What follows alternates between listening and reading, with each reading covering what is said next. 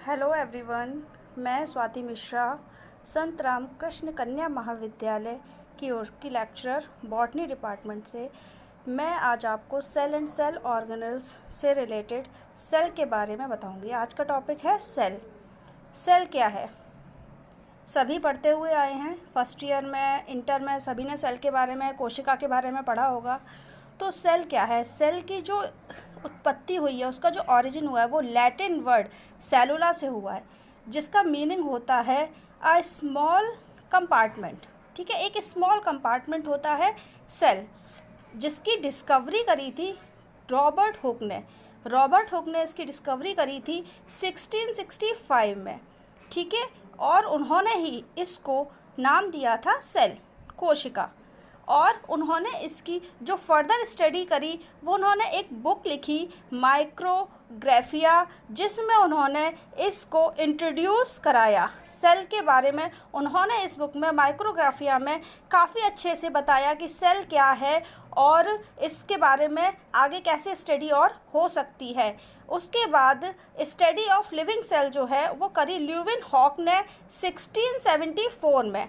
इन्होंने बहुत सारी स्टडी करी बैक्टीरिया पे, माइक्रो ऑर्गेनिज्म पे और अदर भी ऑर्गेनिज्म पे। इन्होंने बहुत सारी डिस्कवरी करी और बताया कि सेल के अंदर कैसे कैसे फंक्शंस होते हैं। ठीक है, पुरकिंजे थे जिन्होंने 1837 में सेल के बताया कि सेल के अंदर एक मटेरियल प्रेजेंट होता है जिसको हम प्रोटोप्लाज्म बोलते हैं। सेल के इनसाइड में लिविंग मटेरियल प्रेजेंट होता है जिसको हम प्रोटोप्लाज्म बोलते हैं। ये हमको परकिंजे ने 1837 में बताया था।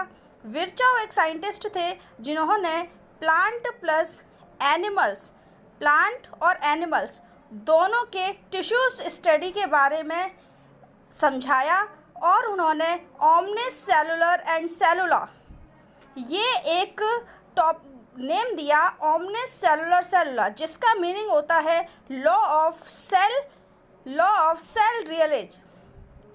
इसमें इसका जो मतलब होता है, इसका मतलब होता है कि जो न्यू सेल का फॉर्मेशन है वो होगा ओल्ड लिविंग सेल से। जो न्यू सेल का फॉर्मेशन होगा वो होगा ओल्ड लिविंग सेल से, मतलब कि पुरानी सेल के ही विखंडन से या डिस्ट्रॉय होने से क्या होगी, नई सेल बनेगी।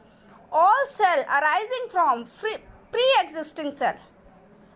ठीक है, तो ये बताया था विर्चो ने कि कोई भी सेल ऐसे ही नहीं अपने आप डेवलप हो जाती है, अपने आप उसका ओरिजिन हो जाता है। उसका ओरिजिन हो जाता है उसी की ओल्ड सेल से। ठीक है, एक एक्सेप्शन चल रहा है वायरस। वायरस के बारे में बहुत सारी चीज़ें बताई गई। लिविंग सेल, कुछ साइंटिस्ट ने इसकी स्टडी को लिविंग सेल कहा, कुछ ने इस वायरस को नॉन लिविंग कहा। तो इसको फिर एंड में बीच की कन्वर्टिंग लिंक कहा गया। क्यों? क्योंकि वायरस के अंदर क्या होता है, कोई भी सेल ऑर्गेनल प्रेजेंट नहीं होता है। तो जब वायरस के अंदर कोई सेल ऑर्गेनल प्रेजेंट नहीं होता, और ये स्टडी इसके ऊपर बहुत सारी हो चुकी है, आगे हम इसके बारे में जानेंगे कि सेल जो है उसके अंदर क्या क्या चीज़ें प्रेजेंट होती हैं, कौन कौन से उसके अंदर पार्ट्स होते हैं, कौन कौन से उसके अंदर ऑर्गेनल्स होते हैं। ये सब हम नेक्स्ट लेक्चर में पढ़ेंगे।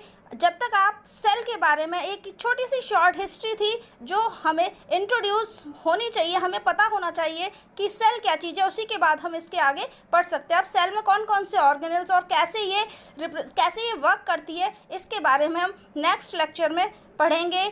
नेक्स्ट लेक्चर हमारा रहेगा क्लासिफिकेशन ऑफ सेल। सेल कैसे कैसे क्लासीफाई करते हैं हम उसको, और कैसे उसके बारे में, कैसे उसके हर एक ऑर्गेनल फंक्शन करता है, उसके बारे में हम स्टडी करेंगे कि कहाँ पे कौन सा ऑर्गेनल प्रेजेंट होता है। Thank you very much.